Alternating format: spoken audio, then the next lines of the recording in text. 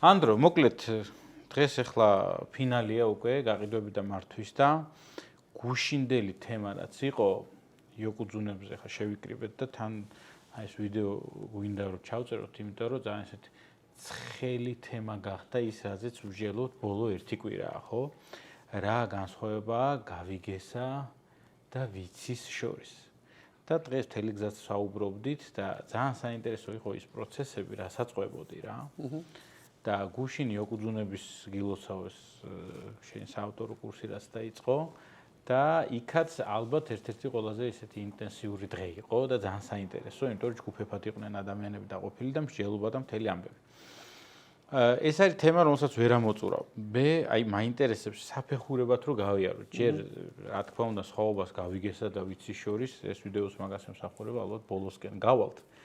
მივაგნებთ ასე ვთქვათ, მაგრამ მანამდე საფეხურებია ეს პრინციპული საფეხურები, ვიციმდე კი არა გავიგემდე გასავლელი რა შეიძლება იყოს და ადამიანებს რო არ აგვერიოთ გავიგე და ვიცი. ეს არის ალბათ ყველაზე მთავარი ამოცანა დღევანდელი ჩვენი აი ამ ბლოგისას. პირველი რასაც ვიტყვი არის ის, რომ უნდა გავამხილო კარტები. რატომაც ამას ვეკითხები ადამიანებს, არის ის, რომ ეს ადამიანები ჩავაბრუნო თავიანთ თავში და ვაფიქრებინო იმაზე, რომ ეს გავიგე რა არის. და ამ დროს გავიგე არის იმხელა სასწაული, რომ მე ვიტყვი, რომ ადამიანი სხვა სასწაულს არ უნდა ეძებდეს. ხო?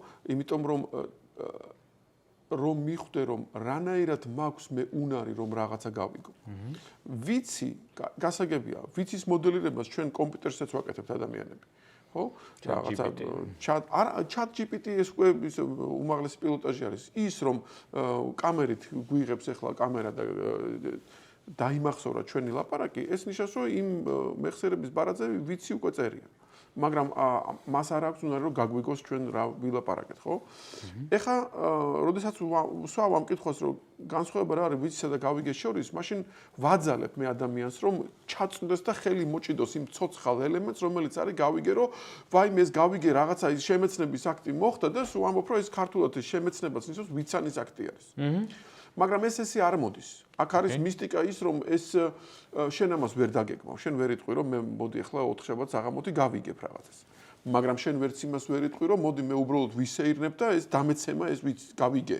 თავზე დამეცემა. და მაშინ გამოდის, რომ ეს პროცესია. და თუ პროცესი არის, აი ხა მე რაც ვინმე წამიკითხია, ვინც ამას აი რაღაცა ესე იგი გნოსტიკურ თუ რაღაცა აი ამ რაღაცა შემეცნების პროცესს აღწერს, ფაქტობრივად ყველა გადის ერთი და იგივე წერტილზე. ეს არის ყველა რატომაც მიყვარს ეს თემა არის ის, რომ სულ ერთია შენ რომელი კულტურიდან მოდიხარ, რომელი წამსიდან მოდიხარ, დაკვირვება საკუთარ თავზე არის ისეთი რაღაცა, რომ იქ ჩვენ ყველანი ვლაპარაკობთ ერთ და იგივეს. და გრძელი სიტყვა მოკლედ რო ვთქვა, გამოიყო ჩემს თავში რამოდენიმე ეტაპი. პირველი ეტაპი. იმისთვის რომ მე გავიგო ჩემს წინაშე რა არის, მე ის რაღაცა უნდა დავშალო. დავშალოში ნიშნავს, რომ მე ნაწილებად უნდა ვაქციო. რაღაცა ერთი მე უნდა ვაქციო ბევრად. მუსიკა რო გავიგო, მუსიკა უნდა ნოტებად დავშალო.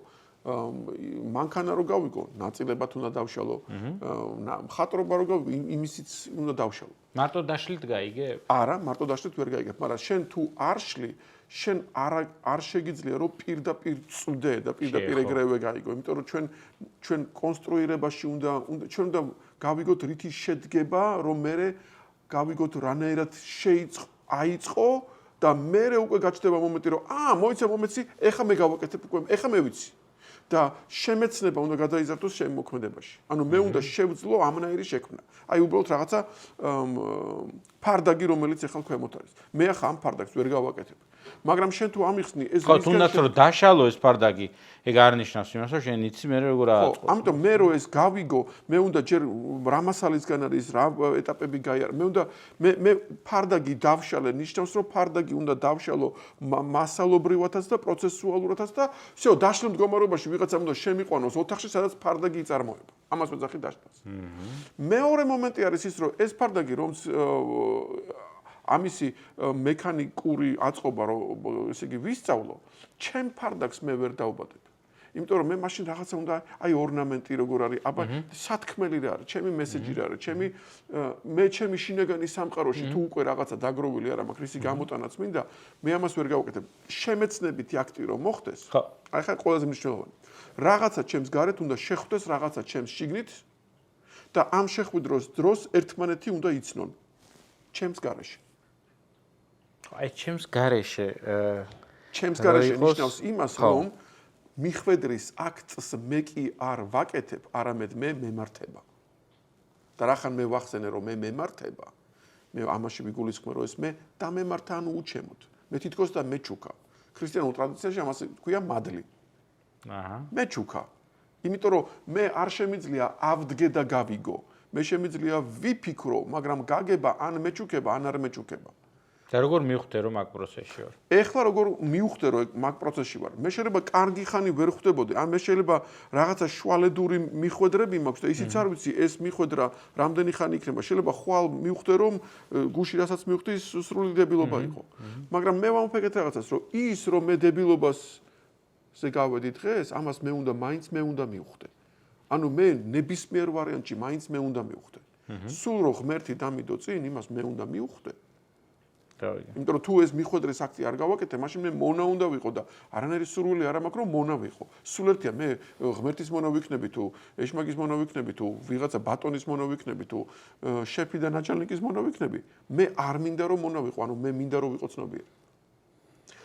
ეხლა თუ პირველი საფეხური არის დაშალე სამყარო, მეორე საფეხური ეს არის დაშალე შენივე თავი, შენ თავში იყავი შემეცნებული და შენი თავის და შენი გზნობების და შენი პრეფერენციების, შენი ფასეულობების, შენი მიგნებების დაშლა შეგეძლოს, მაშინ როდესაც ამ ორს მიადგავ, რაღაცა მოხდება, უკვე რომ გახვალ სიტყვაზე ბუნებაში, ან სადღაც კინოში და შენს ან რაღაცა გალერეაში და შენს წინ რაღაცა, არ ვიცი, ნახატი, მუსიკა რაღაცა იქნება, შენ მესამე პუნქტში რაც უნდა გააკეთო არის ის რომ ნუ იჩქარებ და შენი ფანტაზია არ მოახვიო თავზე ამ ქმნილებას. აცადე. იმიტომ რომ ადამიანის ტვინი ისე არის მოწყობილი რომ თუ მე მესმის განსხვავებული მუსიკა, ვაიმე ეს თუ არ აგავს ჩემთვის ნაცნობ, არ ვიცი მე ქართულს ან იმას რაცაც მე ყური მაქვს შეჩვეული, მაშინ მე ვერც ვიგებ და აღარც ვუსმენ. და აპრიორში ვთვლი რომ ეს არ ვარგა. და აპრიორში ვთვლი რომ არ ვარგა, უბრალოდ მე გავერიდი ამას და რა დებილობა დავწავედი. და მე ვამბობ რომ ერთი წამით რა. კონდეს იმისი კულტურა, რომ შენი აზრები გაწიო გვერდით და შენი თავი, შენი გული დაუთმო ამას, რომ ტანზე გადაივლო ეს იქიდან რაც მოდის. მე არ ვამბობ რომ ეგრევე გავიგებ ამას, მაგრამ მე სივრცე უნდა გამოვყო, რომ შემოუშვა რაღაცა ჩემში და კაი მუშტრის თვალით უყურო ამას. მე არ ვამბობ იმას რომ ბრმა ვიყო და ეგრევე ავყვე ამას. მაგრამ მე უნდა მქონდეს კულტურა, რომ მე არ გავიქცე და მე უნდა ვუკვირდებოდე და უნდა ვაცადო ამას. და მეოთხე პუნქტი უკვე არის ისეთი პუნქტი, სადაც მე არაფერი მესაქმება. მეოთხე პუნქტი უკვე თავისთავად უნდა მოხდეს. რაღაცამ უნდა გაანათოს ჩემ შიგნით და უნდა თქვას რომ ვაიმე ვიცანი. და ყოველთვის შემეცნება არის მსგავსება. შევიმეცნე ნიშნავს ვიცანი. ვიცანი ნიშნავს რომ რაღაცა ჩემ შიგნით და რაღაცა ჩემს გარეთ გავს ერთმანეთს. მე უბრალოდ უნდა ჩავაწყო ამათი შეხვედრა. ჩავაწყო იმით რომ დავანაწევრო სამყარო, დავანაწევრო ჩემი თავი, მივიტანო ახლოს და გავჩუმდე. და თუ მოხდა ეს ელვა, მაშინ ხდება ეგეთი საოცარი რაღაცა. დაკავშირდა. და დაკავშირდა ჩემით. და ამ კავშირმა ჩემზე გაიარა და მე როგორც გაუგებარ მდგომარეობაში მყოფი ანდრო, ესე იგი გავხდი პირველ წყარო. რას ნიშნავს პირველ წყარო? თუ კი მე პითაგორას თეორემას ვუსმენდი, როგორც აი პითაგორამ ეს თქვა და მე უბრალოდ ვიმეორებ, ეხლა შემიძლია ვთქვა რომ მოიცა პითაგორა, ამას ეხლა მე ჩემი სიტყვებით ვიტყვი. ამიტომ თუ შენ გაიგე, შენ ყოველთვის მოახერხებ შენი სიტყვებით ლაპარაკო. თუ ვერ გაიგე, შენ ლაპარაკობს ხოსი სიტყვებით. რა ეტაპზე ვჩერდებით ხოლმე ადამიანები აი გაგების აქტამდე რა? ყველა ეტაპზე. პირველი ეტაპი ჩვენ სამყაროს არ ვშლით. არ ვინტერესდებით. ინსპირაციაშიც არ მოდიოთ. ჩვენ უბრალოდ ჩავთვლით, რომ ვაიმე ეს საქმე საჩემო არ არის, მე წავედი, დავკომპლექსდი რაღაცა. შეგო იმის განმარტებაც ეგეთ წოდებული. ანუ ეგ არის მომენტი, რომ მე ჩემი თავი არ ჩავთვალე იმის არ ვიცი მზადყოფნაში რომ ეს გამეგო და საჭიროებაც კი არ ჩავთვალე. არ მაინტერესებს ვამბობ. ხო, აი გულწრფელად უნდა თქვა რომ როგორ შეიძლება მე რაღაცა არ მაინტერესებს. როგორ შეიძლება რაღაცა იყოს გენიალური და მე ვერ ვგებულობდი. ეგ ნიშნავს რომ მე ესე იგი მე არა ვარ გენიალური, იმიტომ რომ მე თუ გენიალური ვარ, მაშინ მე მას ვიცნობ. ამიტომ მე ყველაფერი მაინტერესებს.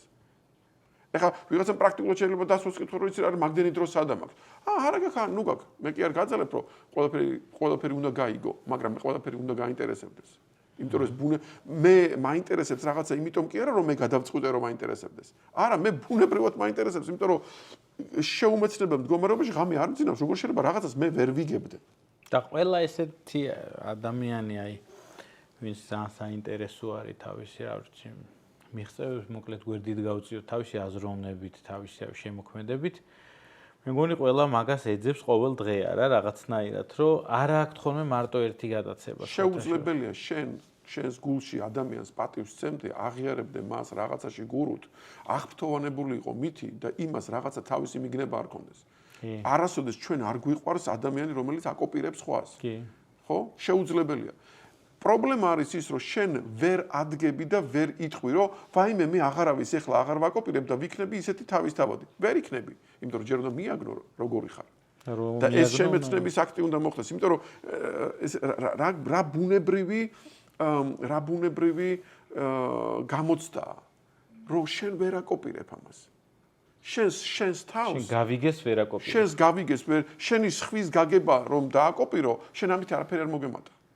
და იყო ის რაც ხარ, მიდი აბა იყავ. ამას უნდა მიგნება. აი სულ ყურში მახსოვს მე რაბამბარდაშვილის სიტყვები რომ ხატვარი ხატავს იმიტომ რომ დაინახოს. შენ თუ გინდა გაიგო შენი თავი, დაიწყე ხატვა. დაიწყე ლექსის წერა, დაიწყე შემოქმედებითი პროცესი და ეს მიგიყვანს იმ პარადოქსებთან, რომელიც თუ ამოხსნი, მაშინ გაიგებ. თუ ვერ ამოხსნი და დარჩები ესე. ამიტომ ბოლო პუნქტი, აი მეხუთე პუნქტი არის ის, რომ თუ მე გავიგე, შეუძლებელია მე შემეცნებითი აქტი მომივიდეს და მეორე წამსვე არ მომინდეს შემოქმედება. და შემოქმედება რა არის? ესე იგი შემეცნება ეს არის ფორმიდან გავედი არსზე, შემოქმედება ეს არის ამ არსიდან ვიმშობიარე ახალი ფორმა. და ახალი ფორმა უკვე მე დამემბვანა. ის მე ვთქვი. ის პითაგორა კი არ გავიმეორე, ის უკვე ჩემს სტილში არის ნათქვა. იმას უკვე ანდროს და ეს ხო აი აქ უკვე ესეთი ბიბლიური სიტყვა შემიძლია თქვა, რომ მე უკვე რასაც ვქვნი, ის უკვე ხატად თვისად არის, ანუ ის უკვე მე მგავს. და საბოლოო ჯამში მივიღე ახალი ფორმა იგივე შინა არსის. ამ არსში ყველაფერი ერთია.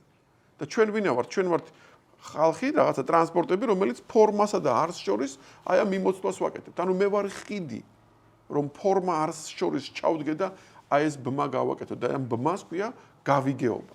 მე და შენ რაზეც ვილაპარაკეთ არის ის, რომ თუ შენ გექნება იმისი კულტურა, რომ ყოველ დღე ბალიშზე დადო თავი. და ეგ იყო მთავარი. ხო, ეგ მოგეწონა ხა შენ, რომ შენ უნდა შენ თავს რა გავიგე. დღეს რა გავიგე. შეიძლება რომ დღე გაანვლოს ისეთნაირად, რომ გაგების აქტი არ მოხდეს. შეუძლებელია. მაგრამ ჩვენ თუ კულტურა გვექნება იმისი, რომ ეს ამოვწიოთ და აი ეს მე გავიგე დღეს. და ეს უკვე ატარო უკვე და შენს ასე ვთქვათ რაღაცა მონაცემთა ბაზაში თუ შენ სულში თაროებზე ჩაალაგო ეს გავიგეობა, შენ უკვე შემდეგი შეხვედრა, როდესაც მოგიწევს რაღაცა ახალთან. აი მაგალითად ვერც ლაპარაკობთ მე და შენ მუსიკას ვუსმენ, რომელიც ესთეტიურად აი საერთოდ უცხოა ჩემთვის.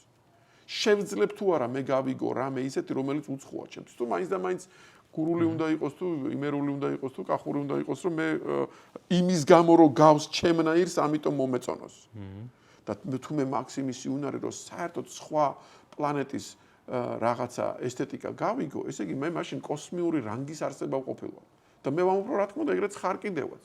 და იმისთვის რომ შენ გააცნობიერო ეს მდგომარეობა, შენ უნდა იარო და უნდა ეძებო და ჩაუწყო შენ თავს შეხვედრები იმასთან, რაც არის მაღალი დონის და რასაც ვერ გებულობ ჯერ.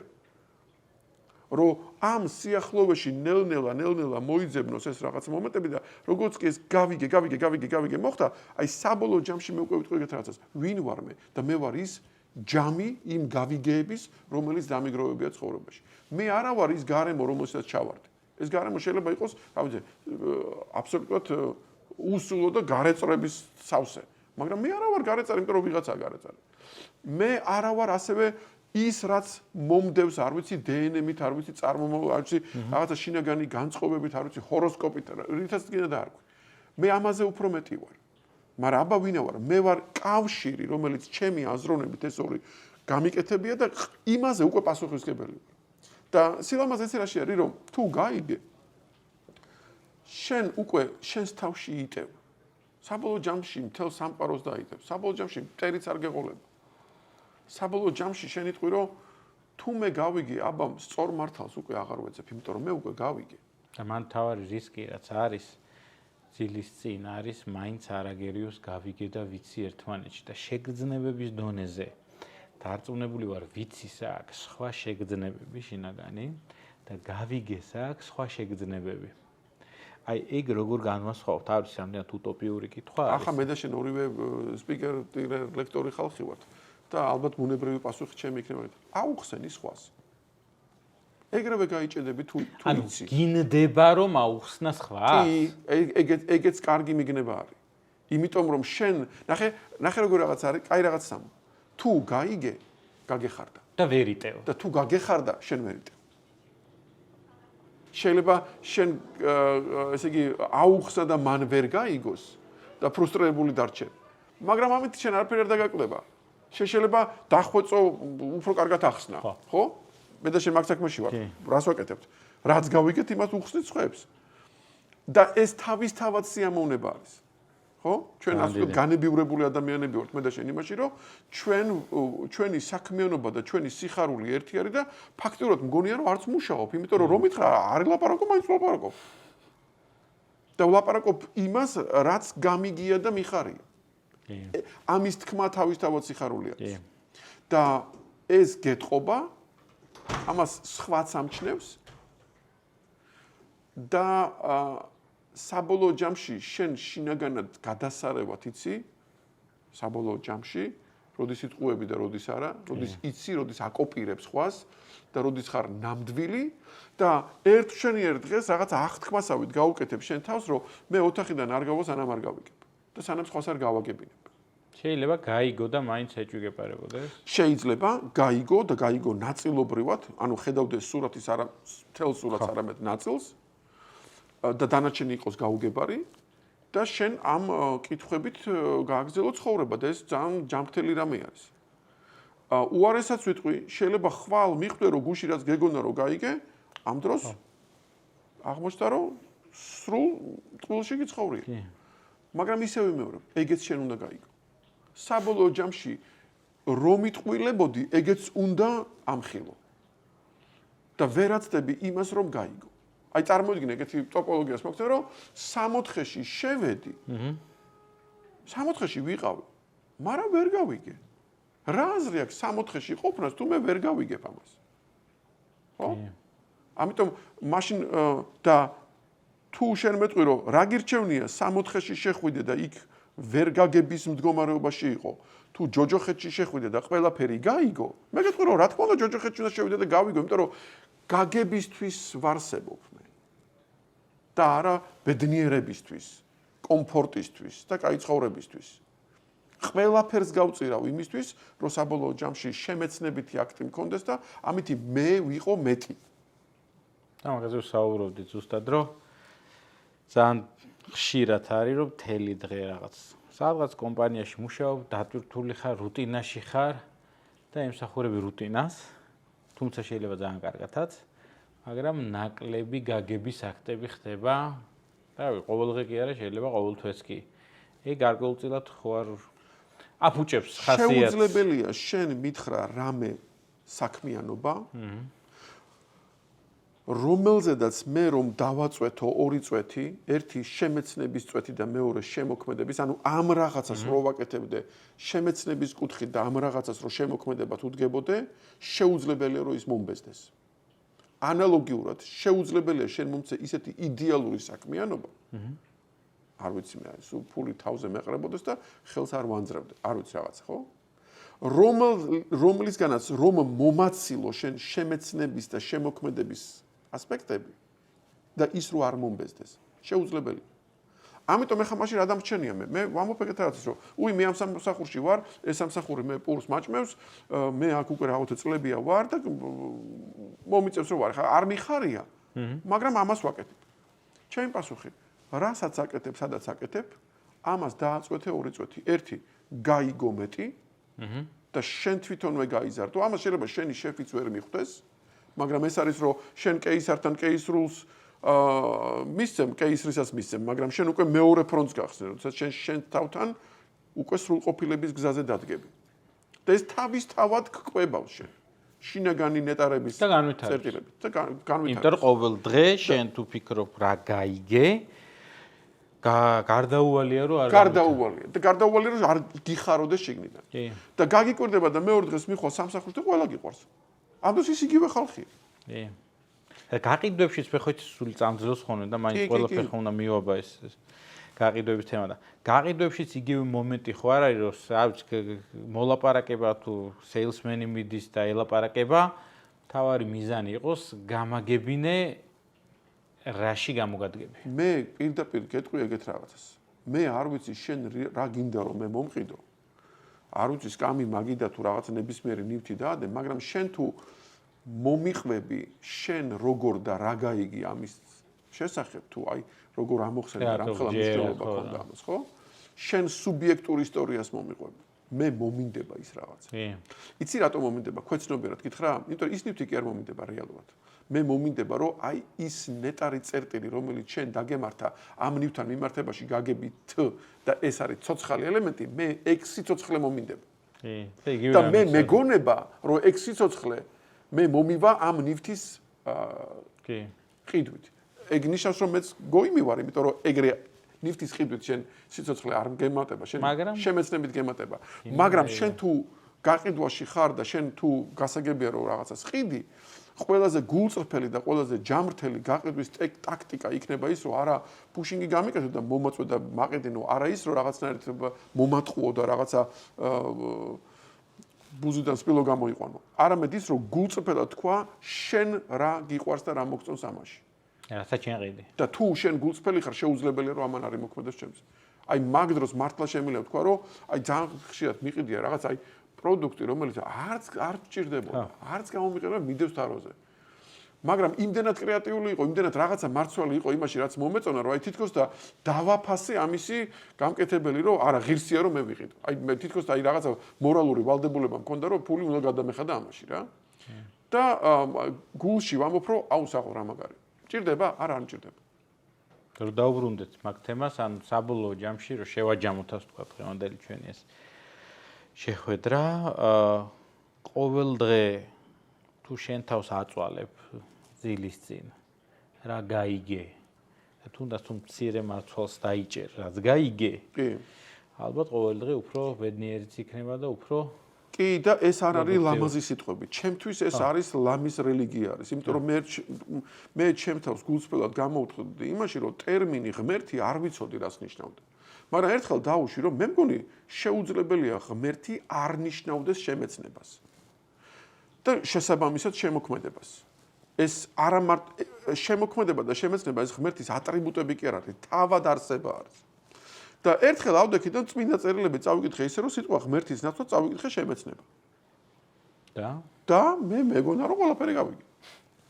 და აქედან გამომდინარე მე უკვე ვამბობ რომ ყოველი დღე ჩემთვის ეს უნდა იყოს დღე შემეცნებისთვის. და ხას უსვავ არა ბედნიერებისთვის, არა წარმატებისთვის, არა პოპულარობისთვის, არა სტაბილურობისთვის და არა გადარჩენისთვის, ეხლა მასლოვის პირამიდა ჩამოვარაკრაკე. არამედ იმისთვის რომ მივაგნო ვინ ვარ და ვიყო რაც ვარ. და ეს არის თავისთავად ბუნებრივად გადამდები. შენ რომ ამ რელსზე გადახვალ, სეილი მერე ბუნებრივად მოდის. და ყველაფერი ცხოვრებაში. მერე მართლა ხვდები იმ ტექსტს, რომ ჩიტები არ ფიქრობენ რა ჭამონდა, იმათ ყოველთვის მოძდით და მერე შენ ხვდები რომ არა მარტო ამაში რაღაცა მისტიკა და ჯადო არის. შენ თვითონაც ფულს იხდი იმაში, რამაც ეს ცოცხალი გააღვიძა შენში.